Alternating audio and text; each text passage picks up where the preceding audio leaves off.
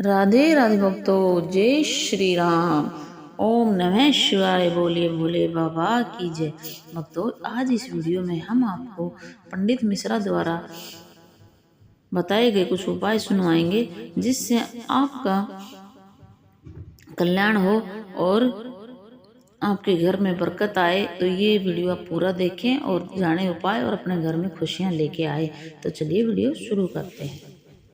कई लोग कहते हैं गुरुजी क्या दूध चढ़ाना जरूरी है शंकर पर?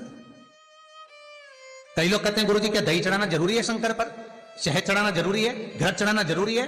शक्कर चढ़ाना जरूरी है? शिव महापुराण की कथा कहती है 5 चीजें शंकर भगवान पर चढ़ती है। दूध अर्थात घर में लक्ष्मी की वृद्धि करता है, इसलिए चढ़ाया जाता है। दही शंकर भगवान पर इसलिए चढ़ाते हैं क्योंकि यह परिवार को जोड़ता है। जिसके परिवार में क्लेश ज्यादा होता है, जिसके परिवार में आपस में तकरार ज्यादा होता है, उसको दही जोड़ता है। शहद घर में चिड़चिड़ प्रवृत्ति को समाप्त करता है। घी रोग को समाप्त करता है। शक्कर मिष्ठान घर में यदि लक्ष्मी आकर जा रही हो तो मिष्ठान समर्पित किया जाता है। इसलिए पंचामृत स्नान का भाव शिव महापुराण कहते हैं। पंचामृत स्नान भगवान इसलिए 5 चीजें शंकर को समर्पित हैं। दूध, दही, घृत, शहद, शक्कर अर्थात मिष्ठान। शक्कर से मूलतः यहां शिव महापुराण में शक्कर नहीं लिखी है, मिष्ठान। अब लोग शक्कर पीस कर अभिषेक करते हैं, परंतु मिष्ठान अर्थात गाय के दूध से निर्मित कोई मिठाई और उस मिठाई से भगवान शंकर का अभिषेक। अब लोग भले शक्कर रखने लगे शंकर जी के अभिषेक में, पर यहां शक्कर नहीं लिखा है, यहां मिष्ठान।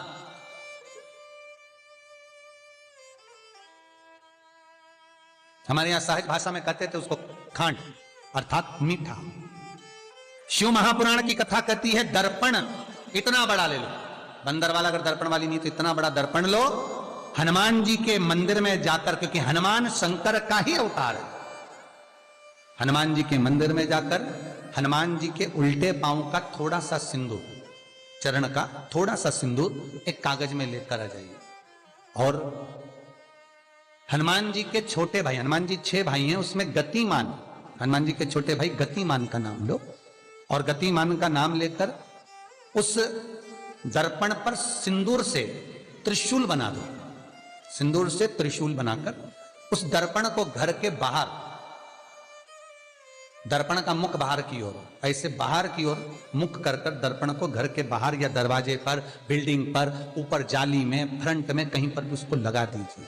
महाराज केवल शंकर का स्मरण कर कर, गतिमान का नाम लेकर, हनुमान के उल्टे पांव का सिंदूर का त्रिशूल बनाकर जो दर्पण को लगा देता है, आपको 1 महीने के अंदर अंतर मालूम पड़ जाएगा कि पिछले जो महीने निकले हैं उस महीने का अंदाजा लगाना कि घर में लोग कितने बीमार पड़ते थे और इस दर्पण को लगाने के बाद बीमारी कम हुई कि नहीं हो कम तो ठंडा कर देना, क्या जा रहा है, पर करके जरूर देखना। विश्वास रखकर करोगे, भगवान शिव का अनुमोदन कर कर, भगवान शंकर पर विश्वास रखकर करोगे तो बीमारी घेर नहीं सकती।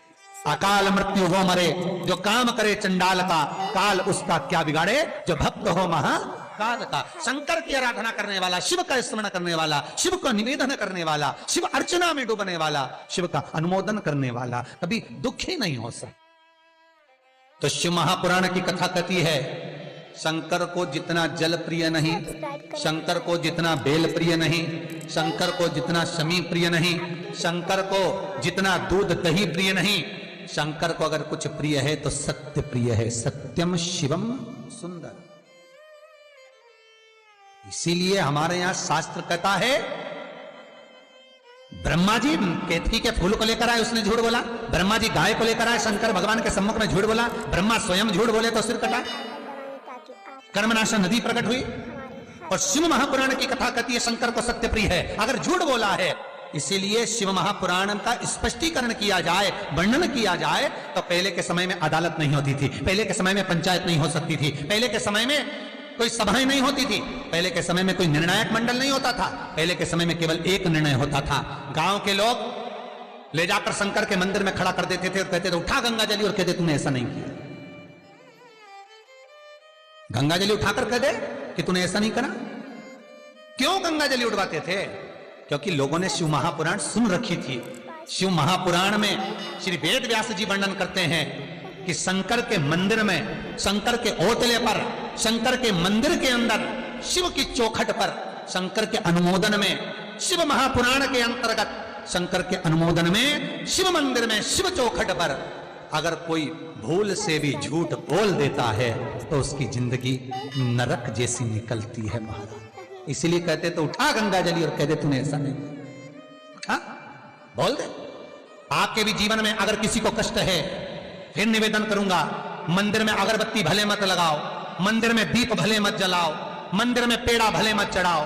अगर आपके मोहल्ले में, आपके पड़ोस में, आपके परिवार में, आपके नजदीक में अगर कोई दुखी है, कष्ट में है, उसको यदि प्रेम की वाणी भी बोल ली है, एक रोटी भी प्रेम की खिला दी, किसी के चेहरे पर इस्माइल ला दी, तो मंदिर में दिया जलाने के बराबर है साहब। मंदिर में दीप जलाने के लिए बेलपत्र भगवान माता पार्वती के अश्रु से है, रुद्राक्ष भगवान शंकर के अश्रु से है, शमी पत्र उमा और महेश्वर भगवान शंकर के विग्रह के सुख से जो जल प्रकट हुआ है, उस जल से शमी की उत्पत्ति है महाराज। दोनों के मिलन से, दोनों के मिलन से। जैसे एक मुखी से लेकर 14 मुखी तक रुद्राक्ष होते हैं। आपको पहले भी कथा में कहा, एक मुखी से लेकर 14 मुखी तक रुद्राक्ष होते हैं। सभी रुद्राक्ष का अपना अपना एक मंत्र होता है, अपनी अपनी एक साधना होती है जिसके अनुसार रुद्राक्ष काम करता है। एक मुखी रुद्राक्ष लक्ष्मी की वृद्धि के लिए होता है। कभी मौका मिले तो एक मुखी रुद्राक्ष का दर्शन करना। पर एक मुखी रुद्राक्ष जितना छोटे से छोटा होता है, जितना छोटे से छोटा होता है, उतना सुख दे। एक मुखी रुद्राक्ष लक्ष्मी की वृद्धि के लिए होता है, कार्य सिद्धि के लिए होता है। कोई भिखारी से भिखारी, गरीबड़े से गरीबड़ा भी अगर धारण कर ले, उसके घर में एक मुखी रुद्राक्ष अगर प्रवेश कर जाए तो सुख का अनुभव करा देता है, संपदा का अनुभव कराता है, सरस्वती का भाव प्रकट करता है, वैभव का भाव देता है। एक मुखी रुद्राक्ष का मंत्र है ओम ह्रीं नमः। ओम ह्रीं नमः, ये लक्ष्मी के लिए होता है। दो मुखी रुद्राक्ष बांधा को हरता है। कोई तकलीफ आ रही है, कोई प्रशासनिक कार्य है, कोई काम नहीं हो रहा, फाइल आगे नहीं बढ़ रही, बहुत तकलीफ आ रही है, तो दो मुखी रुद्राक्ष जो व्यक्ति धारण करता है उसका कार्य सफल होता है। दो मुखी रुद्राक्ष का मंत्र है ओम नमः। दो मुखी रुद्राक्ष का शिव महापुराण में जो मंत्र दिया है ओम नमः। विदेश्वर संहिता के अंतर्गत शिव महापुराण में रुद्राक्ष के 14 मुखी रुद्राक्ष के मंत्र दिए हुए। आप शिव महापुराण नहीं पढ़ सकते तो मंत्र लिख लें। दो मुखी रुद्राक्ष का मंत्र है ओम नमः। तीन मुखी रुद्राक्ष विद्या प्राप्ति के लिए होता है। कैसा भी अनपढ़ से अनपढ़ व्यक्ति हो, जिसको विद्या में रुचि ना हो, पढ़ ही नहीं पा रहा हो, चित्त वृत्ति ही ना लग रही हो, मन ही ना लग रहा हो, परसेंट कम से कम होते जा रहे हो, तीन मुखी रुद्राक्ष उस बच्चे के गले में लाल धागे में डाल दीजिए। नहीं डाल सकते तो बच्चे के कमरे में जहां वो पढ़ता है, विद्याध्ययन करता है, उसके कमरे में लगा दीजिए। तीन मुखी रुद्राक्ष का मंत्र है ओम क्लीं नमः। ओम क्लीं नमः, ये तीन मुखी रुद्राक्ष का मंत्र है। इन मंत्र को कैसे सिद्ध करना है वो आपको 14 मुखी के रुद्राक्ष के पूर्ण होने पर वर्णन करते हैं। तीन मुखी रुद्राक्ष का वर्णन है ओम क्लीं नमः। चार मुखी रुद्राक्ष खोई हुई वस्तु को प्रदान कर देता है महाराज। यदि कोई वस्तु आपकी खो गई है, कोई सामान आपका रखा गया नहीं मिल रहा, चार मुखी रुद्राक्ष को एक चावल की कटोरी में, अक्षत की कटोरी में घर के केंद्र बिंदु में रख दीजिए महाराज। चार मुखी रुद्राक्ष 2 रात्रि तक रखा रहेगा। तीसरी रात्रि को खोई हुई वस्तु आपके घर में कहीं पर भी प्राप्त हो जाएगी, पर होगी, मालूम पड़ जाएगा कि वस्तु यहां है। चार मुखी रुद्राक्ष का मंत्र है ओम ह्रीं नमः। ओम ह्रीं नमः। फिर वर्णन आया 5 मुखी रुद्राक्ष।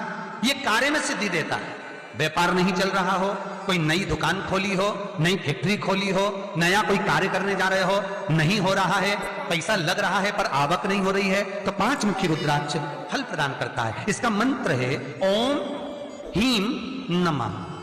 ओम ह्रीं नमः। 6 मुखी रुद्राक्ष अटके हुए काम को सफल बनाता है। जिसका विवाह नहीं हो रहा हो, शादी नहीं हो रही हो, रिश्ते बहुत आ रहे हो, संबंध नहीं हो रहा हो, तो 6 मुखी रुद्राक्ष स्त्री हो चाहे पुरुष हो उसके गले में लाल धागे में डाल दिया जाए। 6 मुखी रुद्राक्ष का मंत्र है ओम हीम हूम नमः। ओम हीम हूम नमः, ये 6 मुखी रुद्राक्ष का मंत्र है। 7 मुखी रुद्राक्ष श्री शिवाय नमस्तुभ्यं। श्री शिवाय नमस्तुभ्यं। श्री शिवाय नमस्तुभ्यं।